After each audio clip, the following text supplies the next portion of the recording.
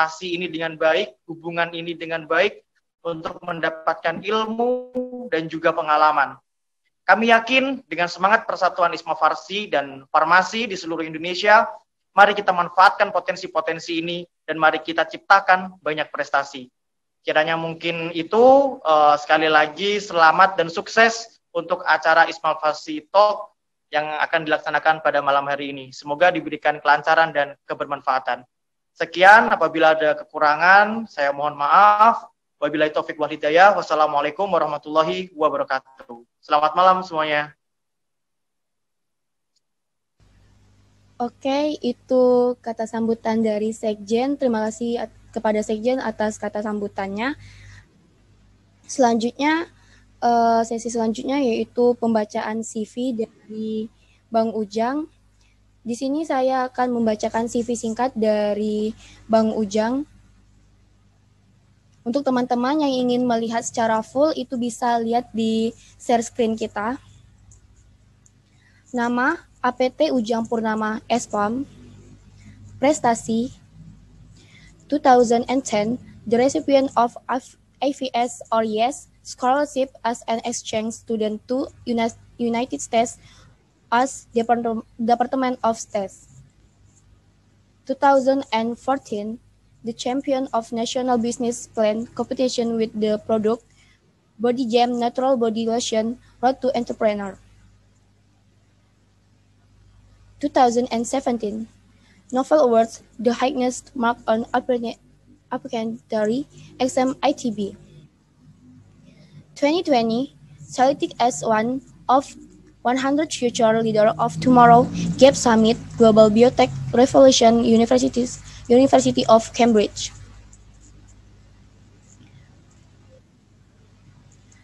2015, delegates of ITB for International Student Program, Toyohashi University of Technology, Japan. 2015, Ganesha Prize Awards, the most outstanding student of ITB. Baik, itulah CV singkat dari pemateri kita pada malam hari ini.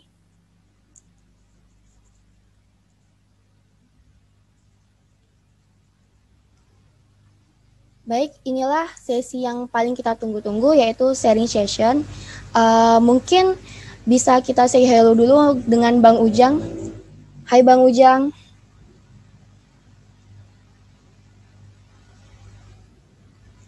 Oke, hai Bang. Hai, halo. Selamat malam. Kedengaran nggak suaranya? Oke, dengar Bang. Mungkin di sana itu lagi malam atau lagi siang ya Bang? Lagi siang, ya. Oke, beda banget ya sama di Indonesia.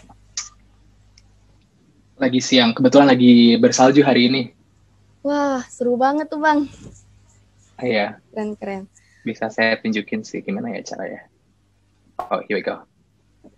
Nggak bisa deh, ada background-nya ya. Sorry. Oke. Di sini kita juga punya beberapa pertanyaan gitu Bang. Ini emang kita siapin dari tim kita dan juga ada beberapa yang emang kita buka question box di Instagram ISMA Farsi. Nah mungkin bisa nih Abang jawab gitu ya pertanyaan dari teman-teman. Nah pertama itu Bang, kami pengen tanya apa sih sebenarnya beasiswa LPDP itu? Mungkin aja teman-teman di sini masih ada yang kurang tahu gitu apa itu beasiswa LPDP. Mungkin Abang kayak bisa sharing apa sih itu? Oke, sebelumnya mohon maaf nih nggak beres-beres dulu ya, soalnya di sini baru bersalju juga, jadi baru hari ini di Oxford bersalju untuk pertama kalinya dalam setahun dan paling banyak banget nih. Kebetulan biasanya tahun-tahun sebelumnya nggak sebanyak ini karena mungkin lockdown juga kali ya, jadi karena ada perubahan suhu jadi banyak saljunya. Nah, terkait pertanyaan yang tadi tentang LPDP, kan sebenarnya teman-teman, ini suara saya jelas kan ya? Jelas Bang. Oke. LPDP itu kan beasiswanya sebenarnya baru kalau dibandingkan dengan beasiswa yang lain. Tapi tapi sebenarnya udah lama nih berjalan dari tahun 2010 ya beasiswanya. Tapi kalau kita bandingkan dengan beasiswa lain yang ada di dunia, sebenarnya LPDP terbilang beasiswa yang sangat baru dan memang hanya dikhususkan untuk orang-orang Indonesia. yang ingin kuliah baik ke luar negeri maupun ke dalam negeri. Jadi beasiswanya baru, jadi masih banyak banget potensi buat teman-teman tuh dapat beasiswa di semua universitas di seluruh dunia. Tapi karena beasiswanya masih baru, jadi banyak banget perubahan-perubahan gitu. Tiap tahun tuh aturannya bakal bisa berubah. Jadi informasi yang saya berikan belum tentu akan sama dengan aturan LPDP yang sekarang gitu. Jadi kalian harus cek terus websitenya setiap saat untuk tahu peraturan terkini dari LPDP. Tapi intinya LPDP itu memungkinkan kalian untuk sekolah ke luar negeri, baik dari luar negeri maupun dalam negeri untuk S2 dan S3 secara gratis ditanggung semuanya oleh negara gitu. Oke Bang. Berarti emang harus update terus ya berarti informasi tentang LPDP ini. Jadi ya harus update terus cek websitenya, kemudian follow akun Instagramnya atau Twitternya atau sosial media lainnya. Biasanya mereka juga sering update informasi pendaftarannya kapan, syaratnya apa aja, itu biasanya suka mereka update juga. Oke.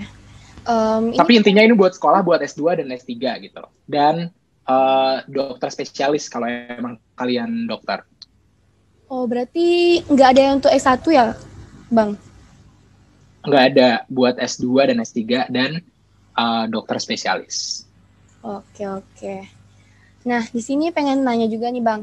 Kan LPDP itu identik dengan beasiswa.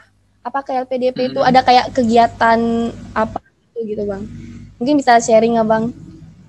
Iya, nah LPDP itu sebenarnya kan uangnya itu dari dana pendidikan di Indonesia, kan dana pendidikan, kalau saya nggak salah ya, dana pendidikan ada 20%. Nah, kemudian pemerintah itu menginvestasi dana pendidikan ini di bank-bank yang sudah ditunjuk oleh pemerintah, di perusahaan-perusahaan yang sudah ditunjuk oleh pemerintah. Nah, karena pemerintah bekerja sama dari uang APBN itu, otomatis didapatkan bagi hasil atau bunga ya dari investasi itu. Nah, uang bagi hasilnya itulah yang digunakan untuk investasi pendidikan bagi kita-kita yang lagi sekolah. Nah, sebenarnya programnya itu bukan hanya beasiswa untuk sekolah, tapi juga ada program penelitian. Jadi misalnya teman-teman lagi S2 atau S3 nih, ada proyek penelitian, bisa mengajukan dana ke LPDP. Nanti LPDP akan support dana penelitian kalian. Kalau kalian dosen, sama juga. Terus mereka juga ada program untuk alumni, jadi kalau kalian sudah selesai LPDP, misalnya ada program jaringan alumni dan sebagainya. Jadi memang jaringannya sangat kuat dan programnya memang sangat bagus menurut saya. Bukan hanya beasiswa. Wah, menarik banget ya, Bang. Kegiatan-kegiatan di LPDP itu ternyata. Mungkin bisa juga nih, Bang, di-share apa sih motivasi Abang kemarin memilih beasiswa LPDP? Kan yang kita ketahui itu beasiswa kan banyak gitu kan, Bang. Nah, kenapa pilihan Abang tuh sampai jatuh di LPDP? Iya, sebenarnya nih LPDP itu programnya, tadi kan saya bilang ada beasiswa S2 dan S3 ya, tapi mereka juga kadang dibagi-bagi gitu. Misalnya ada program beasiswa untuk PNS. Jadi PNS, khusus yang udah keterima PNS, itu bisa juga dapat beasiswa. Ada juga program untuk afirmasi, bagi yang S1-nya dapat beasiswa bidik misi, biasanya kesempatan untuk dapat LPDP-nya itu lebih besar lagi.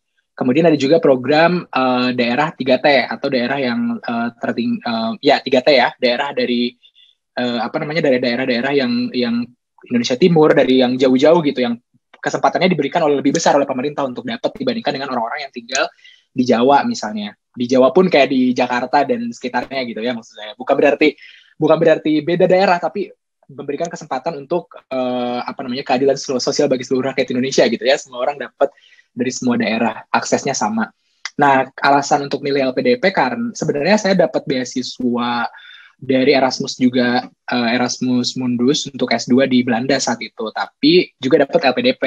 Tapi dapat LPDP dulu awalnya karena satu, saingannya nggak sebanyak dengan seleksi internasional, karena beasiswa itu seleksinya ada yang internasional kan, jadi kalian harus compete dengan orang-orang di seluruh dunia gitu. Sedangkan LPDP itu kalian compete-nya dengan sesama Indonesia, jadi kayak lebih gampang bagi saya. Yang kedua, bukan biasanya sih, memang potensialnya lebih banyak. Jadi sekarang yang saya tahu ya, alokasi beasiswa LPDP itu sangat banyak, tapi masyarakat Indonesia yang daftar dan diterima itu sedikit. Jadi banyak banget uangnya yang nggak kepake gitu. Jadi sebenarnya sayang banget. Terus selanjutnya itu juga alasan LPDP karena beasiswanya lebih gede dibandingkan dengan beasiswa yang lain. Ya itu sih alasannya. Jadi saya juga keterima di Erasmus waktu itu, tapi karena udah keterima LPDP dan LPDP itu memungkinkan untuk studi lanjut. Jadi dari S2 bisa langsung S3. Jadi saya memutuskan untuk LPDP dan kebetulan saya keterimanya langsung S3 gitu. Jadi skip S2 dan LPDP juga ngedukung untuk S3 langsung gitu. Jadi nggak pakai S2. Oh, boleh nih. Ternyata kakak S2 langsung S3 gitu ya, Kak. Mungkin bisa nih diceritain kok bisa sampai 2 langsung gitu, Kak, prosesnya.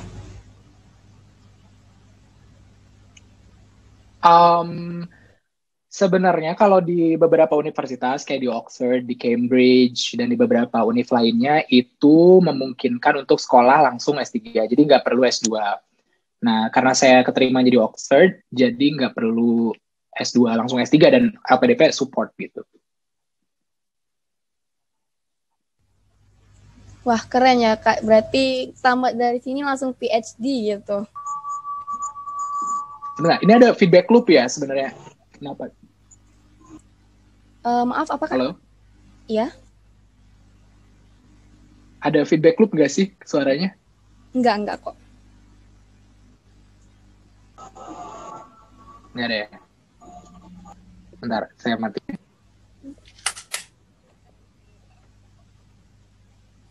Aman sih, Kak, sebenarnya suaranya. Oke.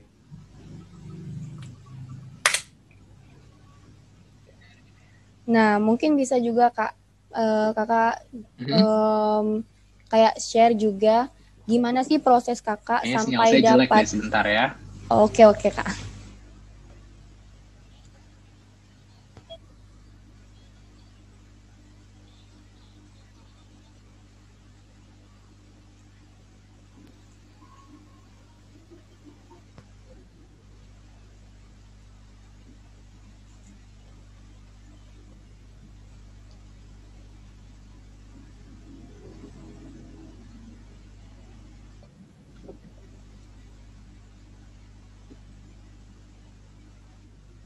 Bentar ya teman-teman, karena kita lagi menunggu Bang Ujangnya juga untuk menstabilkan jaringan.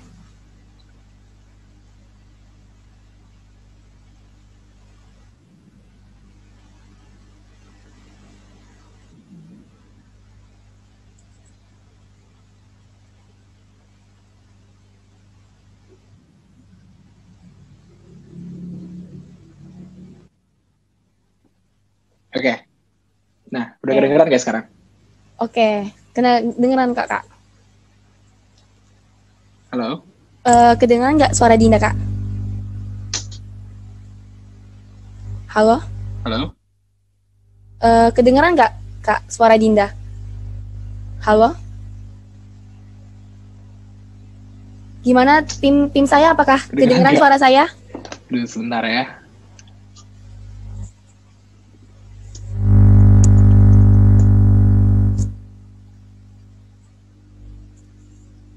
Untuk tim saya, kedengeran nggak suara saya ini? Gimana?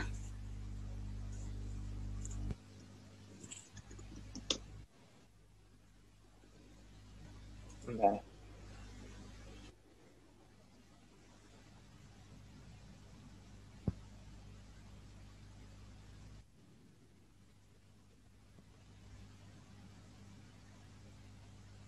Iya, ini.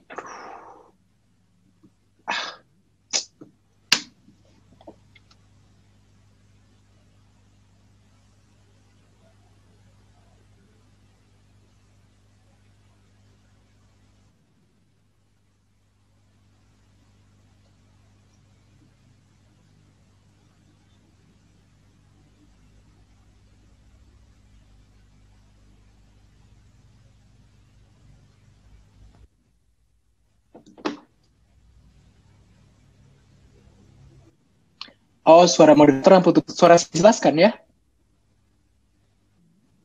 Oke, bagaimana? Ya, ini kayaknya Mbak Adinda deh, sinyalnya yang Mbak Adinda yang suaranya nggak jelas deh. Soalnya saya dapat feedback loop gitu. Oke, ini kedengeran suara aku. Bagus nggak? Gimana sama teman-teman yang lain? Bagus kan suaranya? Oke, boleh lanjut deh. Kedengeran kan ya, jelas ya? Oke, lanjut. Oke, mungkin bisa share gitu Kak, gimana proses Kakak sampai bisa dapat beasiswa LPDP? Apakah Kakak awalnya udah tamat jadi apoteker itu kerja dulu atau gimana gitu Kak?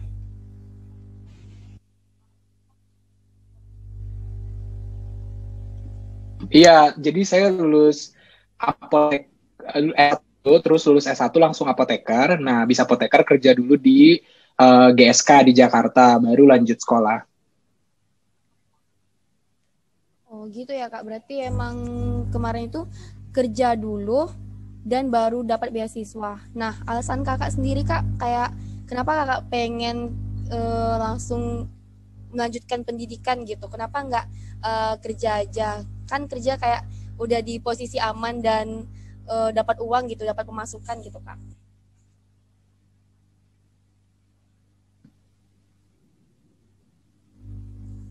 Oke, karena sebenarnya bidang pekerjaannya sih tergantung kalian sih ya. Maksudnya kalau kalian mau lanjut sekolah itu sebenarnya kan tergantung dari tujuannya mau ngapain gitu kan. Kalau saya kan sebenarnya awalnya pengen jadi dosen.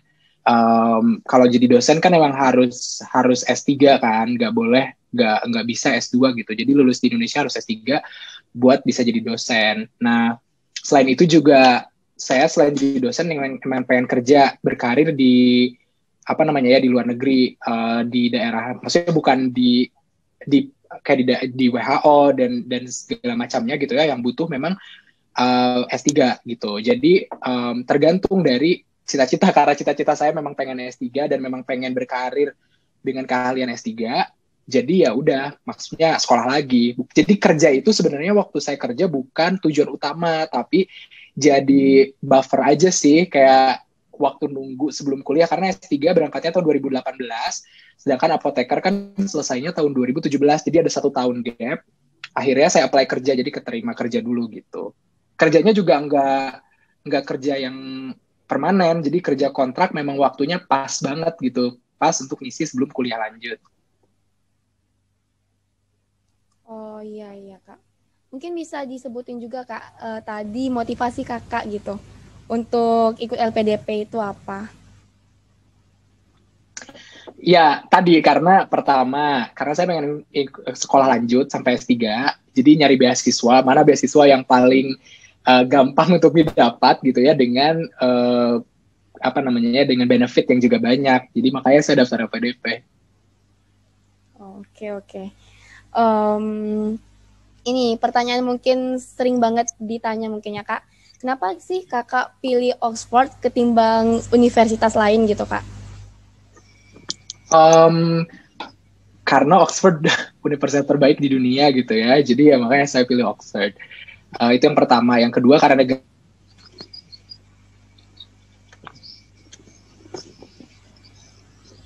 atau ke daerah lain kan karena harus belajar bahasa lokal ya. Sedangkan kalau ke Oxford kan bahasanya Inggris gitu, karena univnya bagus, ke bahasa Inggris. Kemudian juga ada program S3 yang memang saya suka gitu, jadi makanya apply-nya ke Oxford. Jadi bukan karena gaya-gayaan, tapi karena emang ada program yang saya suka di sini. Yang selanjutnya itu juga karena nggak perlu S2 gitu, langsung S3. Jadi bisa nyimpen umur juga. Oke oke. Ini pertanyaan selanjutnya Kak, mungkin bisa juga Kakak sharing tentang suka duka Kakak di US atau di Oxford sendiri. Kan biasanya mahasiswa itu kan kalau dapat beasiswa di luar negeri ada kayak shock culture gitu loh Kak. Nah Kakak kemarin ngerasain nggak Kak? Dan gimana Kak kayak Kakak menghadapi hal-hal seperti itu? Sebenarnya kalau kuliah ke luar negeri memang pasti ya ada culture shock. Tapi karena saya memang udah biasa, karena maksudnya udah biasa juga gitu ya. Jadi waktu SMA pernah ikut pertukaran pelajar ke US, dan di situ saat-saat dimana culture shock yang pertama kali muncul. Tapi juga karena program pertukaran pelajar yang saya ikuti itu keren banget gitu. Maksudnya kayak memberikan pelatihan, terus kayak memberikan kayak pelatihan dan training supaya menghadapi culture shock yang benar. Jadi nggak kerasa banget gitu, dan juga dapat di sana tinggal di US-nya sama keluarga angkat yang memang juga baik gitu ya. Jadi nggak kerasa banget culture shocknya. Dan tapi kalau buat teman-teman yang memang baru pertama kali tinggal di luar, ya pasti ada sih. Yang jelas harus berbaur sih dengan orang lokal gitu, dengan orang lokal dan mahasiswa internasional supaya nggak terlalu sedih gitu ya, tinggal jauh dari Indonesia. Berarti emang dari awal apa ya Kak, sebelum kuliah pun Kakak udah tertarik gitu ya dengan scholarship, dengan mungkin bahasa Inggris Kakak juga kayak bagus gitu. Nah, awal-awal Kakak kayak nge-improve bahasa Inggris itu gimana ya Kak? Sejak kapan gitu? Ya sejak SMA. Oke. Karena emang tujuannya pengen scholarship gitu ya Kak? Berarti emang mimpi Kakak itu dari jauh-jauh gitu ya? Nggak mimpi juga sih, karena ya nggak bisa bayar sendiri gitu kan, mahal banget sekolah ke luar negeri. Kalau saya punya uang ya pakai uang sendiri aja gitu, tapi karena nggak punya uang juga ya, jadi makanya pakai scholarship. Dan kalau dapat scholarship tuh ada nilai tambah tersendiri gitu nggak sih buat kalian? Kalau kalian dapat scholarship kan di CV bisa dicantumkan kan gitu, maksudnya buat dapat scholarship itu kan kompetitif banget kan, kalian harus berkompetisi dengan banyak ratusan bahkan ribuan orang buat mendapatkan posisi scholarship gitu. Itu juga bagus buat portofolio kalian kalau dapat scholarship. Jadi bukan berarti kayak misalnya, oh kamu dapat scholarship karena memang gak punya uang gitu. Ya emang salah satu alasannya itu. Tapi alasan keduanya ya banyak juga yang punya banyak uang tapi juga mengejar scholarship karena memang bagus untuk portofolio gitu. Oke. Mungkin kayak Maudy Ayunda misalnya, ya. atau Tasya, mereka kan artis ya, tapi mereka yang dapat LPDP gitu. Kenapa? Karena portofolio. Jadi kayak bagus sih jadi awardee LPDP gitu, atau jadi awardee apa. Padahal mereka sekali syuting aja dapat uang ratusan juta gitu ya, bisa bayar ke luar negeri dengan gampang. Betul banget. Nah, mungkin karena perjalanan Kakak tuh kayaknya udah panjang banget, bisa nih Kak sharing suka duka Kakak gitu Kak. Entah Kakak pernah gagal dan gimana sih Kakak menghadapi kegagalan tersebut, atau mungkin Kakak nggak pernah gagal dan kenapa sih Kakak nggak pernah gagal gitu? Nggak mungkin ya nggak pernah gagal, semua orang pasti pernah gagal, dan saya juga pernah gagal juga, sering gagal bahkan, kayak apply ke Cambridge pernah untuk dapetin welcome scholarship, kemudian another scholarship like untuk apply ke Harvard juga nggak pernah dapet. Jadi bukan tanpa ini ya, pasti gagal sih, dan sampai sekarang juga sering gagal. Sampai berkali-kali saya apply kayak Merck Innovation dan program yang lain, dan berkali-kali gagal terus, kayak udah 2 kali gagal. Tapi kuncinya itu ketika gagal itu akan ngeboost, kalau saya pribadi ya, kayak ngeboost saya supaya lebih baik lagi. Contohnya kayak saya pengen banget ikut Merck Innovation karena Merck Innovation itu kompetitif banget. Jadi perusahaan Merck dia tuh punya program buat mahasiswa S3 buat berkompetisi membuat suatu ide tentang drug discovery gitu. Dan yang apply itu ada 2.000 orang dan yang keterima cuma 30, jadi cuman kayak sekitar 3% acceptance rate gitu. Jadi sangat sulit gitu. Dan saya udah pernah apply sekali gak keterima, apply 2 kali gak keterima. Nah sampai sekarang yang ketiga kali nih desperate banget buat apply, dan saya kayak kepoin orang-orang yang pernah menang sebelumnya, terus kayak ngecek apa sih yang mereka cari, dan itu jadi membuat kita itu lebih bagus gitu loh, jadi nggak stuck di satu titik. Jadi sama kayak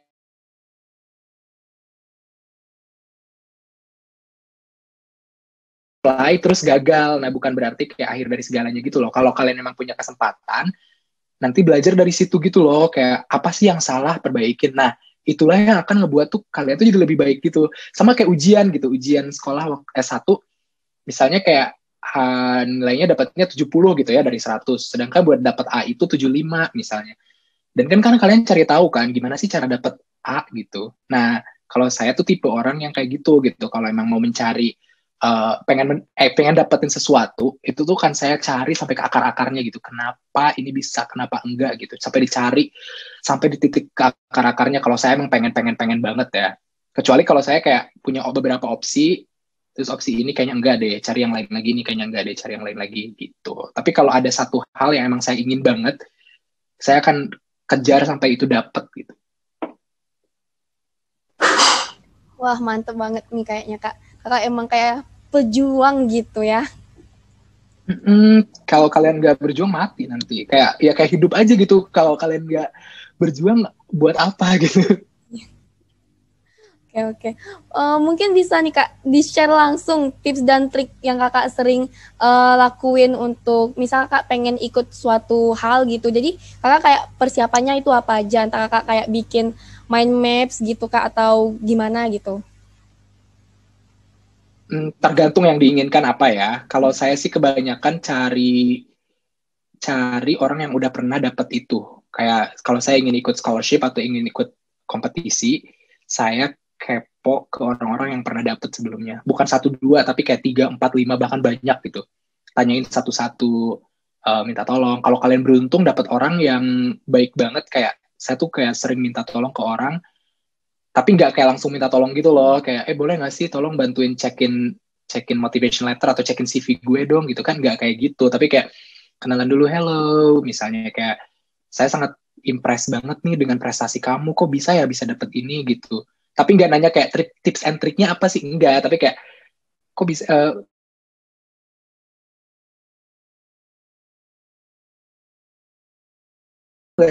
sih kenapa bisa ada kayak gitu loh, kayak berusaha mencoba membuat orang itu kayak nggak ngerasa diminta, tapi kayak seolah-olah kayak kita tuh butuh bantuan dia gitu. Dan kebetulan banyak banget semua tuh reply, bahkan kayak orang yang pernah menang, coachnya, mentornya kayak ngasih pendapat kayak gini-gini. Scholarship juga sama kayak gitu, kayak waktu daftar LPDP juga saya sama kayak minta tolong ke orang-orang yang pernah dapat kayak gitu. Karena kan sebenarnya kan kalian itu ibarat kayak jalan di lorong yang gelap gitu kan. Kalau kalian emang terus jalan, kalian bisa dapat sampai ujung.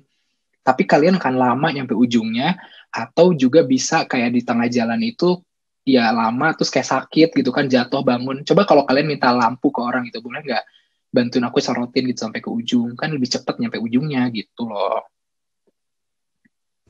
Wah, mantep banget sih Kak kata-kata Kakak tadi. Mungkin bisa banget nih teman-teman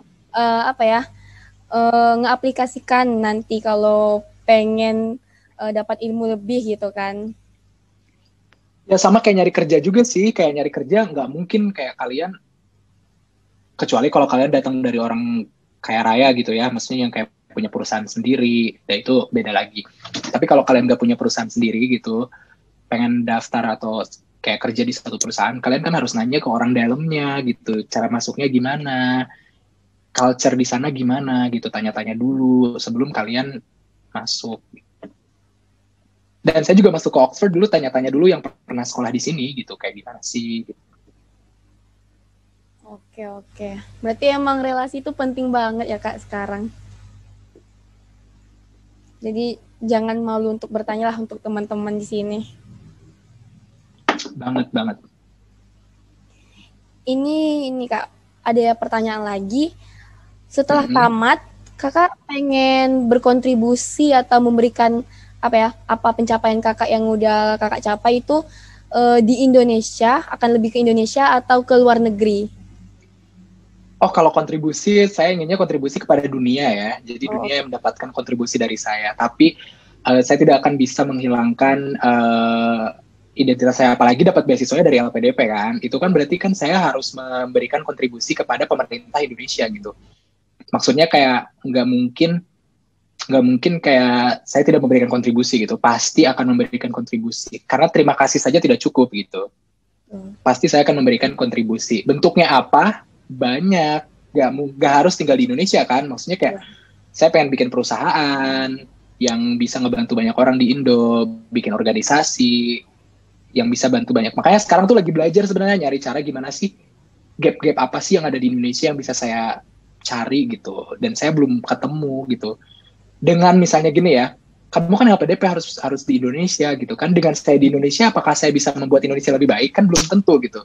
Tapi kalau saya bisa di Benalu gitu kan, karena misalnya saya daftar kerja gitu kan, berarti kan saya mengurangi jatah satu orang dapat pekerjaan saya. Coba kalau saya tinggal di luar negeri, tapi saya punya perusahaan di Indonesia, yang kerja orang Indonesia, pajaknya buat Indonesia, uang di luar negeri lebih banyak bisa saya alihkan ke Indonesia. Jadi banyak cara sebenarnya kan untuk kontribusi gitu.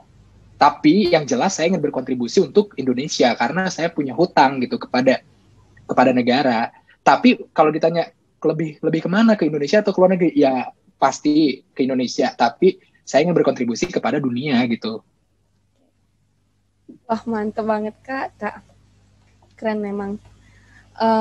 Nah, mungkin bisa nih Kak, bocorin riset Kakak. Mungkin Kakak punya riset nih yang emang Kakak pengen kontribusikan atau persembahkan lah untuk Indonesia. Maaf ya, saya sambil makan siang. Soalnya bentar lagi mau ke lab. Ya, santai kan ya? Iya Kak. Riset saya itu sebenarnya tentang disease modeling dan drug testing. Jadi, kerjaan saya itu bikin induced pluripotent stem cell. Kalau kalian pernah belajar di bioteknologi, jadi ada sel yang di-induce supaya jadi embryonic-like state. Jadi jadi embrio gitu loh, bentuk embrio. Nah, si sel embrio ini tuh bisa didiferensiasi, bisa dikembangkan jadi sel apapun. Nah, kebetulan di penelitian saya itu, si selnya itu diubah menjadi sel jantung. Nah, si sel jantung ini tuh bisa dipakai buat penelitian apapun, kayak drug testing, untuk paham penyakit jantung kayak gimana tanpa harus menyentuh pasien itu sendiri, gitu.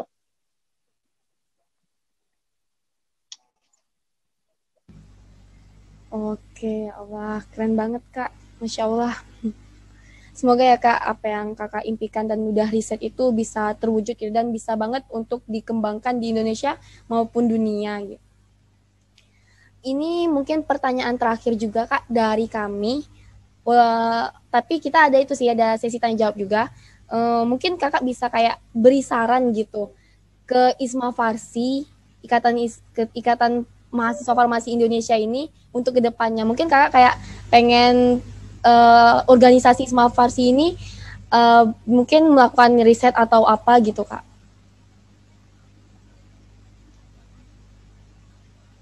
Bisa diulang nggak pertanyaannya? Kayaknya tadi agak frozen gitu. Oke, saran gitu Kak, saran untuk ISMA Farsi, Ikatan Senat Farmasi Indonesia. Mungkin Kakak bisa kayak beri kami saran, mungkin ISMA Farsi ini harus seperti ini, harus mengembangkan riset, karena kan mungkin kita terlihatnya cuma di non-akademik. Mungkin Kakak kayak meminta kami atau saran kami untuk ke akademik gitu Kak. Saran sih, lebih tepatnya kayak saran Kakak untuk kami ke depannya.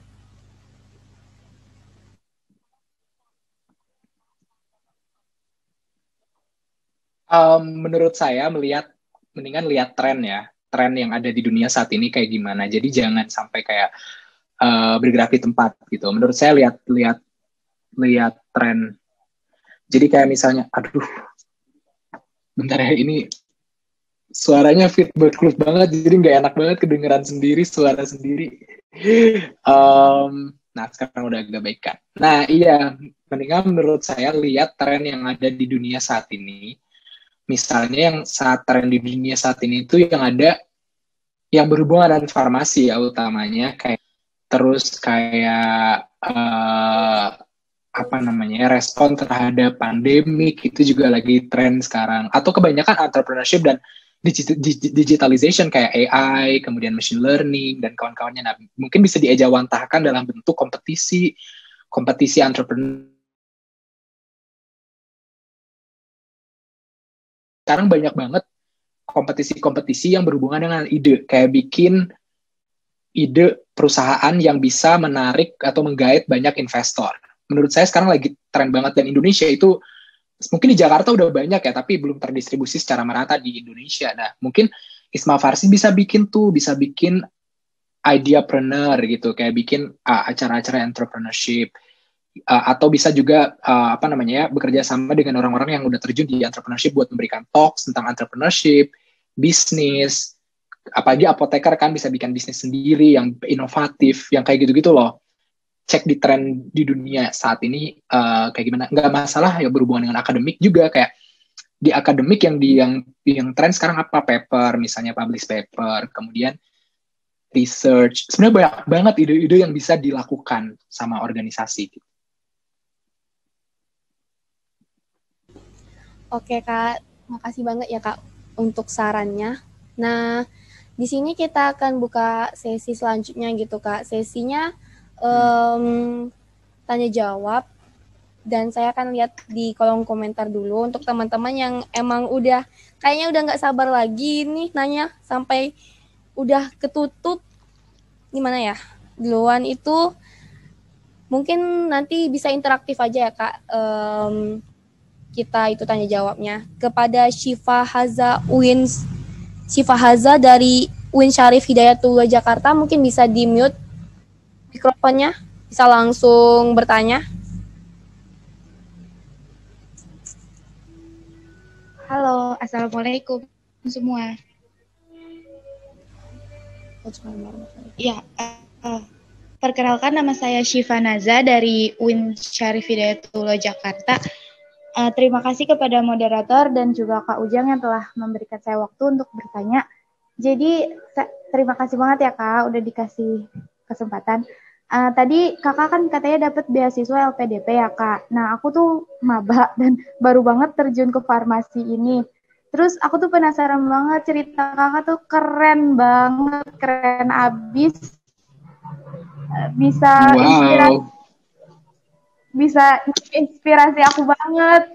Terus Kakak kayak udah jatuh, berdiri lagi. Dan itu apa ya? Aku jarang banget ketemu orang yang kayak gitu. Terus pertanyaan aku ya Kak, kan LPDP itu kata Kakak tadi jarang yang daftar ya Kak. Terus pas zaman Kakak daftar itu berapa banyak sih orang yang ikutan daftar, persaingannya gitu? Seberapa besar persaingannya sampai Kakak dapet gitu Kak maksudku? Oh, kalau berapa banyak persaingannya saya nggak tahu ya, karena nggak mengawasi orang jumlah orang yang daftar gitu. Tapi ini penting banget untuk kamu tahu, karena kalau kamu daftar nih ya, daftar sekolah kayak ke Oxford gitu atau daftar sekolah kemanapun, itu biasanya di situ ada kayak acceptance rate. Kayak misalnya yang daftar ada 200 orang, yang keterima ada 5 orang. Itu kan kecil banget ya acceptance rate-nya. Saya pernah daftar ke satu program di Cambridge, yang daftar tuh kayak ribuan orang, yang keterima cuma 4 orang. Otomatis saya langsung kayak kedepak langsung dari awal gitu kan, 4 orang yang keterimanya orang yang keren-keren doang gitu. Nah, pertama penting banget kamu memang udah tahu, itu pertanyaan yang bagus, untuk tahu acceptance rate-nya berapa. Nah, kalau angka pastinya untuk LPDP waktu saya daftar, saya nggak tahu angka pastinya. Cuman saya tahu LPDP itu saat itu yang daftar banyak, kalau nggak salah tuh 6.000 gitu ya, atau berapa, yang keterima tuh ratusan gitu. Jadi acceptance rate-nya itu sekitar 10% gitu ya, 10% atau kurang dari 10%. Nah, saat itu juga ada 2 program kan, ada afirmasi dan ada reguler. Afirmasi itu untuk yang bidik misi. Kebetulan saya S1 bidik misi kan. Jadi sebenarnya dibilang nih sama bapak-bapak, kamu kenapa nggak daftar afirmasi? Gede gitu untuk daftar, untuk dapat chance-nya tuh lebih gede karena diprioritaskan sebenarnya yang bidik misi kan. Tapi saya melihat portofolio saya, melihat CV, dan ngebandingkan dengan rata-rata manusia Indonesia saat itu, saya berpikir kayaknya saya reguler pun akan masuk gitu. Dengan portofolio saya yang saat itu bagus ya, sombong banget. Jadi karena percaya diri banget itu. Emang percaya diri banget untuk dapat karena udah tahu portofolionya bakal dapat. Jadi makanya saya memberanikan diri untuk reguler. Dan acceptance rate-nya itu memang kurang dari 10%, tapi saya nggak tahu detailnya ya. Ini jangan diambil secara absolut. Saya nggak tahu nilai, tapi kecil banget kesempatannya. Kenapa saya yakin keterima? Karena saya tahu portofolio saat itu, portofolio saya bagus dan pasti keterima LPDP gitu. Kebayang nggak sih? Kalian pasti punya rasa gitu nggak sih? Kayak kalau pasti keterima, pasti tahu gitu. Kalian akan keterima. Jadi itu juga harus kalian lihat, balik lagi ke portofolio kalian. Yang pertama, daftar mah daftar aja gitu. Nah, gimana ya maksudnya? Jadi jangan, bahasa Sundanya mah jangan jangan apa sih bahasa, don't afraid before you apply gitu. Itu bahasa Inggris ya, maaf. Bahasa Sundanya apa ya? Malah lupa bahasa Sundanya. Jadi pokoknya kalian jangan gentar. Nah, itu bahasa Indonesianya. Jangan gentar untuk daftar meskipun misalnya portofolio kalian nggak terlalu bagus. Tapi harus pede aja sih dengan portofolio kalian yang ada. Dan kepo juga orang-orang yang daftar. Misalnya orang-orang yang daftar tuh kayak gimana sih orang-orangnya. Saya biasanya suka kepo kayak, ini kan orang yang daftar yang kayak gimana-gimana sih. Apalagi waktu seleksi gitu kan, wawancara kan duduk bareng sama orang tuh. Kenalan sama orang, kamu dari mana gitu. Kamu pernah ikut apa aja gitu. Tapi jangan kayak, kamu prestasinya apa ya, enggak gitu ya. Tapi kayak, kamu pernah ikut apa gitu. Oh kamu ikut ini ya. Jadi kalian kayak tahu orang-orang di situ tuh kayak gimana orang-orangnya. Dan itu akan memberikan confidence kepada kalian sendiri gitu. Tapi ya acceptance rate-nya sangat rendah gitu LPDP. Tapi LPDP itu bagusnya gini loh. Kalau kalian mencapai titik tertentu yang LPDP inginkan, kalian masuk karena kuotanya banyak. Oke, makasih ya Kak, sangat membantu. Oke, udah cukup ya Syifa? Cukup Kak, terima kasih. Kita ke pertanyaan selanjutnya ya Kak. Itu dari Kamila dari Universitas Brawijaya. Dipersilakan untuk di-mute mikrofonnya. Oke, terima kasih atas kesempatannya untuk bertanya. Ini mungkin ada 3 pertanyaan Kak dari saya. Yang pertama banyak itu, banget ya. Gak apa-apa. Yang pertama itu kalau misal mau daftar LPDP itu apakah udah harus memiliki sertifikat kayak apa letter of acceptance dari kampus yang dituju gitu. Itu pertanyaan pertama. Terus pertanyaan yang kedua itu kan sebagai seorang farmasi ini tuh departemen atau istilahnya ya kayak jurusan apa aja yang di Oxford misalnya yang itu disupport sama LPDP dan ya kayak sinkron sama farmasi gitulah. Kemudian pertanyaan yang ketiga tadi kakak membahas tentang portofolio CV. Ini saya tertarik mungkin bisa di-sharing apa aja sih yang sekiranya menjadi kayak critical point dari portofolio CV itu yang bisa menjadi pertimbangan diloloskan LPDP atau mungkin kampus itu tersendiri gitu Kak. Terima kasih. Ya, pertanyaannya bagus. Yang pertama, LOA itu harus LOA dulu atau enggak, kembali cek websitenya LPDP. Karena aturan LPDP itu berubah setiap tahun. Ya kan? Berubah tiap tahun. Zaman saya, itu nggak punya LOA masih bisa daftar.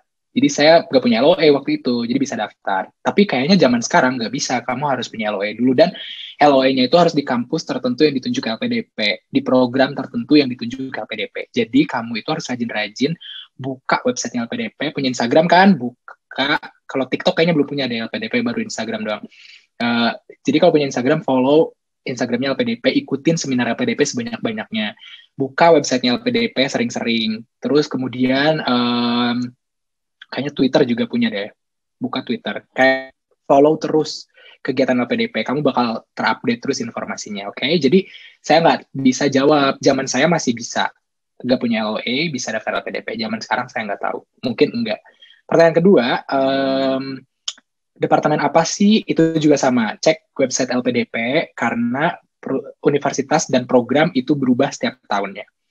Tapi Oxford itu top 10 dunia, biasanya universitas top 10 kayak Harvard, MIT, Oxford, Cambridge, Yale, dan kawan-kawannya, pokoknya yang top 10 dunia lah ya, top 20, itu semua program bisa masuk, kalau biasanya ya. Sampai kapanpun menurut saya nggak akan pernah berubah itu, semua program bisa masuk kalau top dunia. Jadi kamu nggak usah mikir, aduh program yang mana ya, jadi daftar aja kalau top dunia. Kemudian untuk programnya juga nih tambahan, bisa linear, bisa nggak linear. Jadi kalau kamu farmasi, tapi kamu memang pengen S2-nya MBA misalnya, nggak apa-apa. Misalnya kayak pengen sekolah bisnis, ya nggak apa-apa. Kalau kamu punya goal dan punya portofolio yang memang mencukupi untuk sekolah bisnis, ya ngambil jurusan lain gitu yang bukan farmasi. Jadi nggak usah linear. Nah sebenarnya kan program S3 saya juga bukan farmasi kan. Program S3 saya lebih kayak ke kedokteran gitu. Jadi juga nggak linear, tapi kayak mirip-mirip. Tapi bukan itu yang dilihat tuh lebih kayak ke ketertarikan kamu apa, cocok nggak sih aspirasi masa depan kamu dengan jurusan yang diambil gitu. Nah itu nyangkut ke pertanyaan ketiga tentang CV. Ini yang paling ini, jadi CV itu harus kalian update setiap saat. Dari sekarang bikin LinkedIn, terus update LinkedIn, CV, motivation letter kayak gitu-gitu nggak bisa one fit for all gitu loh. Nggak bisa bikin satu terus kayak dipakai kayak kacang goreng disebar kemana-mana, nggak bisa. Satu tujuan tuh satu CV, satu tujuan tuh satu motivation letter. Itu yang saya juga pelajari dari sekarang.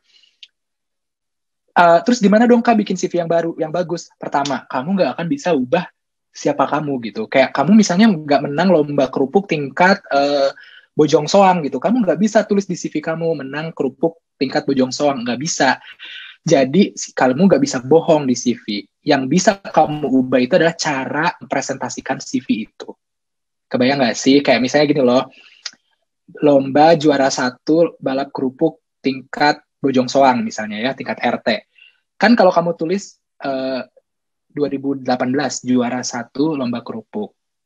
Saya ngelihat itu kayak apaan sih juara 1 lomba kerupuk. Pertama nggak sesuai dengan apa yang saya cari gitu kalau saya universitas atau perusahaan ya. Tapi kamu bisa tulis gitu. Juara 1 lomba balap kerupuk. Dari 2000 peserta saya terpilih menjadi 1 orang dengan skill lari yang tingkat tinggi dan mengalah dan speed sekian gitu. Jadi kayak dibuat kamu nggak bohong, tapi itu membuat CV kamu atraktif. Jadi orang bisa ngelihat. Tapi jangan bertele-tele gitu, karena CV itu cuma 1 halaman. Kamu lihat nggak sih CV saya cuma 1 halaman. Nah, CV yang saya kasih ke kalian ini sekarang ini itu bagus, tapi itu bukan yang terbaik karena itu buat satu program yang memang butuhnya kayak gitu. Jadi kalian harus lihat si orang itu tuh nyarinya yang kayak gimana, tahu dari mana kampusnya nyari yang kayak gimana. Kamu harus cari kampus itu tuh budayanya kayak gimana, apa sih cari gitu. Kayak misalnya saya tahu Oxford itu nyari orang yang memang mau sekolah tapi dia punya skill yang tidak sama dengan skill yang dia sekolah sekarang gitu. Contohnya, saya sekolah di kedokteran, di fisiologi, anatomi, and genetics, tapi saya punya skill farmakologi. Jadi saya bilang, saya akan membawa skill farmakologi saya ke bidang kedokteran dan saya akan kawinkan tuh 2 skill itu gitu. Jadi kayak gitu loh, kalian harus belajar dari sekarang gimana sih cara membuat CV itu menjadi atraktif. Itu juga berlaku buat kerja ya, bukan hanya buat sekolah gitu. Dan gak bisa dibikin dalam waktu semalam. Dan saya kalau daftar ya, itu bisa bikin tuh sampai sebulan, itu baru jadi 1 CV dan 1 motivation letter. Baik Kak, terima kasih. Bagaimana Kamila, udah cukup kan? Iya, sudah. Terima kasih. Oh ya, kita pertanyaan selanjutnya ya Kak. Ini dari Widya. Oh belum. Rizky Aziz Uliana dari Universitas Muhammadiyah Purwokerto. Bagaimana Rizky? Bisa mute? Iya Kak, siap. Sebelumnya mohon maaf izin off cam soalnya sinyalnya sedang tidak stabil dan sedang mati listrik. Saya mempunyai 3 pertanyaan ya Kak. Mohon maaf, 3 banyak. Yang pertama, untuk mendaftar beasiswa LPDP, tes apa saja yang harus dilalui agar kita itu lulus dan mendapatkan beasiswa LPDP? Dan yang kedua, menurut Kakak, tes apa yang paling sulit di antara tes-tes yang lainnya?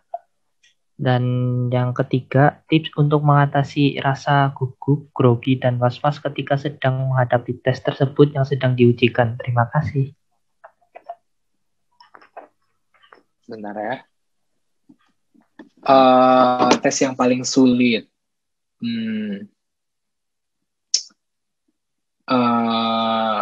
Mungkin administrasi kali ya di awal, kayak motivation letter kayak gitu-gitu loh. Karena kan kalian gak bisa prediksi gitu loh gimana cara kalian bisa masuk. Menurut saya administrasi yang paling sulit. Kalau wawancara tergantung orangnya ya. Menurut saya wawancara tuh nggak sulit gitu, karena saya kan orangnya suka ngomong ya, jadi kayak nggak masalah gitu kalau buat wawancara dan buat focus group discussion. Tapi buat administrasi kayak berkas-berkas itu kita nggak tahu yang bagus tuh yang kayak gimana. Itu sih paling sulit menurut saya. Tadi pertanyaannya apa lagi ya? Mohon dibantu Adinda. Maaf, saya juga nggak mencatat. Mungkin bisa. Boleh diulang nggak tadi pertanyaan LPDP yang paling sulit sama satu lagi tadi apa? Itu tips untuk mengatasi rasa gugup, grogi, cemas, dan ya. was-was. Ya, seperti itu. Untuk menghadapi Kalau tes rasa kalau misalnya rasa gugup berarti buat interview ya. Kalau kalian buat interview pertama harus banyak latihan. Yang kedua, be yourself, jadi diri sendiri. Yang ketiga, ketika interview itu ngomongnya pelan tapi meyakinkan. Jadi ketika interview itu jadi diri sendiri tapi jangan yang kayak aduh gimana ya gitu. Tapi kayak menurut saya jadi kayak ada artikulasinya itu juga harus dilatih gitu, kayak bawa emosi, lihat mata ininya apa? Mata pewawancara gitu, dan harus yakinkan diri sendiri dulu bahwa saya ini adalah yang mendapatkan beasiswa gitu. Jangan kayak aduh gimana ya saya kayaknya nggak dapet ya, tapi kayak pasti saya dapet gitu, dan pede aja gitu, nggak akan gugup. Kalau misalnya kalian emang orangnya gugupan ya latihan banyak sih, menurut saya latihan banyak nanti lama-lama nggak akan gugup. Bagaimana? Ya, ada tambahan lagi Kak. Untuk semisal seperti kayak penampilan itu mempengaruhi nilai Kak atau tidak? Maksudnya gimana? Penampilan fisik gitu ya? Iya, mungkin dari baju itu rapi atau tidak, mungkin seperti itu. Kalau kalian mau daftarnya sekolah model mungkin dilihat kali ya. Tapi kalau kalian nggak jadi model kayaknya nggak akan dilihat deh. Kalau kalian mau sekolah hospitality gitu mungkin itu dilihat. Tapi menurut saya mah standar ya. Kalau kalian interview ya pakai baju rapi dan sopan gitu. Nggak perlu yang heboh pakai baju adat tradisional gitu. Jadi pakai pakai batik atau pakai kemeja juga udah cukup menurut saya sih. Nggak akan dilihat penampilan beneran. Bahkan kalian kalau bikin CV itu sebenarnya ya, kalau kalian bikin CV jangan taruh foto di CV-nya. Karena kalau kayak foto nanti jadi bias, orang lihat dari fisik. Tapi memang orang bakal ngelihat dari fisik. So, menurut saya grooming memang sangat bagus gitu, tapi jangan kalian jadi patokan gitu. Aduh, saya emang nggak cakep gitu. Karena cakep itu relatif, nggak absolut gitu. Jadi kalian percaya diri aja. Tapi grooming bagus. Tapi jangan lebay gitu, pakai make up yang tebel-tebel gitu. Ya kalau kalian suka ya silahkan, tapi nggak jadi patokan. Nggak jadi patokan fisik, beneran. Jangan khawatir. Baik Kak, terima kasih banyak atas penjelasannya. Assalamualaikum warahmatullahi wabarakatuh. Oke Kak, mungkin kita bisa nggak Kak satu pertanyaan lagi? Boleh. Oke, satu penanya lagi ya. Kita pilih ini dari Fitles dari Universitas Surabaya. Dipersilahkan. Halo, selamat malam semuanya. Terima kasih atas kesempatannya. Saya ingin bertanya, Kak, ini beasiswa LPDP ini apakah 100% ditanggung oleh semuanya, dari uang makan, terus uang berangkat kita ke negara tujuan sampai kita akhir lulus, kemudian selanjutnya tuh pengen tanya lagi, ini nih betul di bawah Menteri Keuangan ya beasiswanya. Selanjutnya itu juga syarat apa aja sih yang harus kita masih mahasiswa nih, yang perlu kita siapkan dari sekarang, dari yang betul-betul sekarang gitu Kak. Itu aja. Iya, untuk yang pertama beasiswanya ditanggung apa enggak? Ditanggung 100%. Semuanya, semua dari ujung kepala ke ujung rambut ditanggung. Kalian nggak perlu ngapa-ngapain, pokoknya dapat LPDP udah selesai sampai kalian lulus kuliah. Bahkan kayak tiket pesawat, visa, terus konferensi, publish paper, semuanya ditanggung sama LPDP. Bahkan kalau kalian udah nikah pun istri atau suami kalian itu dapat, dan anak, kalau kalian sekolahnya S3, istri, suami, dan anak itu ditanggung sama LPDP. Ya, jadi kalau kalian udah berkeluarga itu ditanggung semuanya, semuanya nggak perlu kerja, bahkan bisa nabung gitu. Jadi memang sangat gede, jadi nggak usah khawatir. Once kalian dapat, selesai hidup kalian sampai 4 tahun ke depan gitu. Kemudian yang kedua, gimana cara dapat LPDP, apa sih yang harus disiapin saat ini gitu kan ya? Ketika S1. Pertanyaan yang sangat bagus. Jadi saya tuh dulu proyeksi buat dapat LPDP itu sejak tingkat 2 gitu kan, udah tahu pengen dapat LPDP karena kakak kelas saya banyak yang dapat gitu. Terus kayak saya kepo dari awal, apa sih apa sih yang harus didapatkan untuk LPDP? Menurut saya, kejar prestasi banyak-banyaknya, karena itu bakal ngaruh banget ke CV. Prestasi itu kayak apapun gitu, menang lomba bisnis, menang lomba debat, itu di farmasi kan banyak kan ya, lomba debat nasional, PIMNAS, atau apa gitu. Atau mahasiswa berprestasi, itu kan banyak di Indonesia yang kayak gitu-gitu. Menurut saya IPK bagus, karena ada syarat IPK. Syarat IPK-nya itu 3, sekian. Bukan berarti, gini loh, IPK itu sebenarnya nggak penting kan, banyak yang bilang IPK nggak penting, tapi IPK itu tiket. Jadi kalau IPK kalian 2, sekian, sedangkan syarat LPDP itu 3, kalian nggak akan masuk. Mohon maaf, karena ada screen komputer dulu di awal, kayak di awal tuh kalian akan di-screen di komputer, ketika di komputer tuh lihat IPK kalian kurang dari 3, ya mohon maaf gitu. Tapi IPK bukan artinya kalian harus dapat 4 gitu. Kalau dapat 4 ya bagus. Tapi kalau kalian dapat 3 ya yang penting memenuhi syarat LPDP. Jadi tuh, kejar dari sekarang, cek persyaratan LPDP apa aja. Tahunya dari mana, Kak? Dari website LPDP. Cek tiap tahun. Bukan hanya LPDP ya, semua beasiswa juga sama. Kejar apa yang disyaratkan LPDP. Cari relasi sebanyak-banyaknya. Karena kalian dan recommendation letter itu datangnya dari dosen atau dari bos kalian kalau kalian kerja. Kalau kalian nggak punya relasi dengan dosen dengan baik, siapa yang mau ngasih recommendation letter? Jadi kalau kalian punya relasi bagus dengan dosen, itu gampang banget. Jadi, Pak, Bu, saya pengen daftar LPDP nih, tolong ya kasih recommendation letter yang bagus. Kalau kalian punya channel ke dekan atau rektor yang kenal kalian deket, gitu, itu lebih bagus lagi. Karena saya waktu itu deket sama Pak Dekan. Maksudnya dekat, bukan deket yang lain ya, atau bukan dekat keluarga gitu, tapi kayak karena saya sering banget ikut acara-acara farmasi ITB, kayak jadi MC, maklum lah ya, MC bayaran gitu ya di departemen, jadi moderator, kemudian ikut acara-acaranya Pak Dekan, atau lomba-lomba apa yang melibatkan Pak Dekan gitu kan. Jadi Pak Dekan juga tahu, bahkan Menteri Pendidikan juga kenal, karena saya sering ikut-ikut kayak gitu-gitu loh, acara-acara yang receh-receh kayak gitu. Jadi mulai relasi, jadi mereka jadi tahu kita gitu. Itu sih dari sekarang disiapin kalau mau beasiswa LPDP. Oke, baik Kak, makasih udah terjawab. Masih ada yang nanya lagi?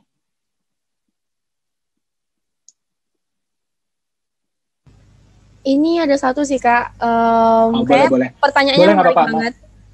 Bisa kan Kak? Boleh. Kira Kakak sampai jam berapa nih Kak? Saya bisa 10 menitan lagi ya. Oke, ini Kak, ada yang bertanya, Rifki dari Uncen, ini dari Universitas Cendrawasih kan Kak, jauh juga nih. Dia nggak bisa di-mute karena jaringan. Dia bertanya, hal-hal yang bisa kita contoh dari pelajar di US itu apa aja ya Kak?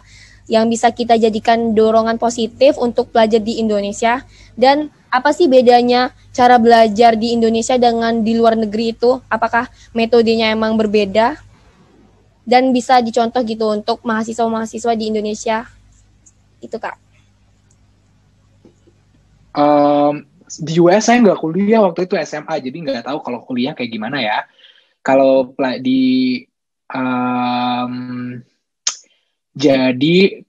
kalau mungkin pengalaman di US nggak relevan ya buat kalian karena itu kan pengalaman SMA. Tapi kalau pengalaman kuliah, mungkin saya bisa share yang sekarang di UK. Jadi yang bisa dicontoh itu adalah critical thinking. Critical thinking dari orang-orang sini itu beda banget. Karena kan di farmasi itu banyak kan baca dan ngafalin kan. Jadi critical thinkingnya kurang diasah menurut saya. Tapi kalau kalian mau belajar tentang critical thinking, mulai dari sekarang kayak critical thinkingnya itu dibangun gitu loh, caranya lebih kritis terhadap situasi yang ada. Jadi bukan hanya textbook, tapi kayak kritis terhadap masalah-masalah yang ada gitu. Caranya gimana? Banyak baca buku, nonton acara-acara related gitu. Jadi terbuka terhadap informasi-informasi baru dan kritis gitu. Mengkritisi informasi yang ada gitu, bukan hanya dari textbook. Itu sih yang bisa diambil.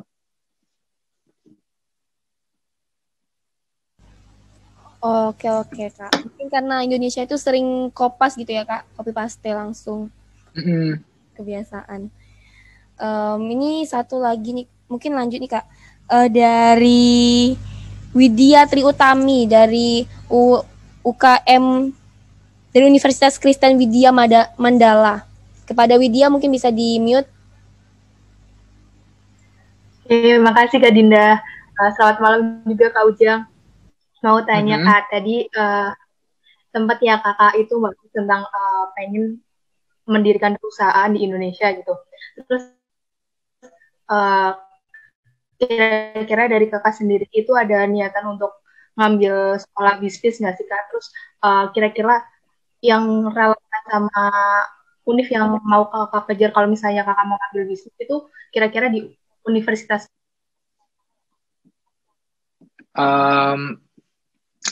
Sebenarnya saya belum tahu ya mau ngambil MBA atau enggak, karena banyak teman-teman saya yang bilang ngambil MBA enggak worth it sih katanya. Maksudnya kayak udah lulus sekolah ambil MBA enggak worth it. Tapi saya lagi mikir-mikir sih. Tapi kalau kalian mau sekolah MBA, cari yang top sekalian sih menurut saya. Oxford juga bagus sih, Said Business School, atau Cambridge, Judge juga bagus. Terus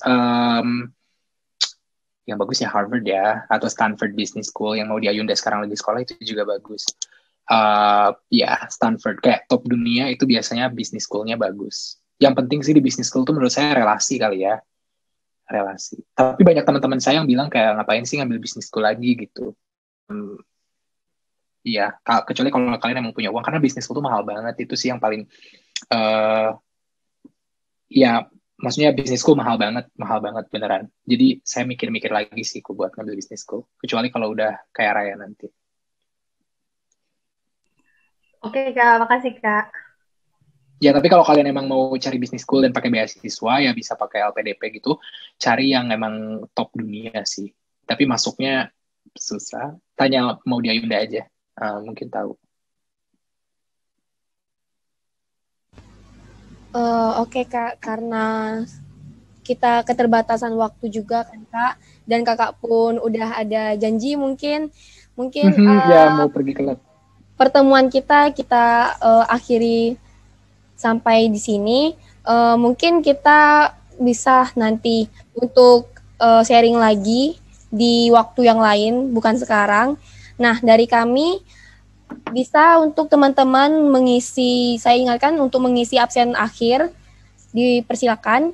Dan kita ada dokumentasi nih Kak, jadi kita foto-foto dulu. Mungkin kepada tim saya bisa dibantu untuk screenshot. Oke, mungkin bisa on cam semua. Dan tim saya tolong untuk absen akhirnya ya. Terima kasih.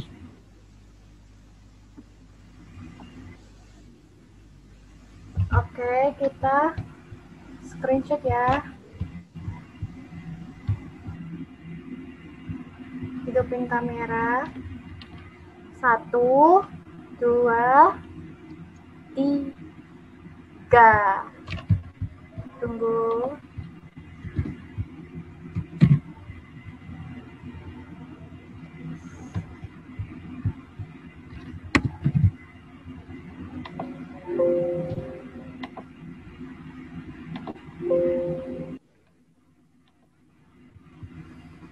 Udah? Belum Bang, tunggu satu lagi. Mungkin bisa bergaya.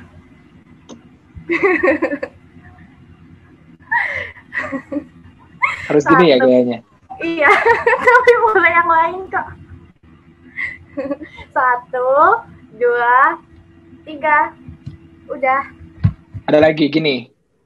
Boleh juga Bang, boleh ayo. 1, 2, 3. Udah selesai. Terima kasih. Gaya apa lagi? Gini? Nggak usah ya? Terima kasih banyak ya Bang Ujang atas waktunya dan ilmunya yang benar-benar bermanfaat untuk kami. Buat teman-teman yang ingin tahu lebih banyak gitu ya, boleh akses akun saya dimanapun, LinkedIn, Instagram, atau YouTube. Silakan aja sekalian promosi ya. Boleh diakses. Oke, jangan lupa ya itu untuk follow IG-nya Bang Ujang untuk dapat akses lebih lah kalau kalian pengen bertanya-tanya gitu. Nah, untuk Bang Ujang kami terima kasih banget atas waktunya dan mohon maaf bila emang ital kita pada malam hari ini banyak kekurangan. Di sini saya tutup acara ini. Wassalamualaikum warahmatullahi wabarakatuh. Waalaikumsalam warahmatullahi wabarakatuh. Bye. Bye, Bang. Bye, Bang.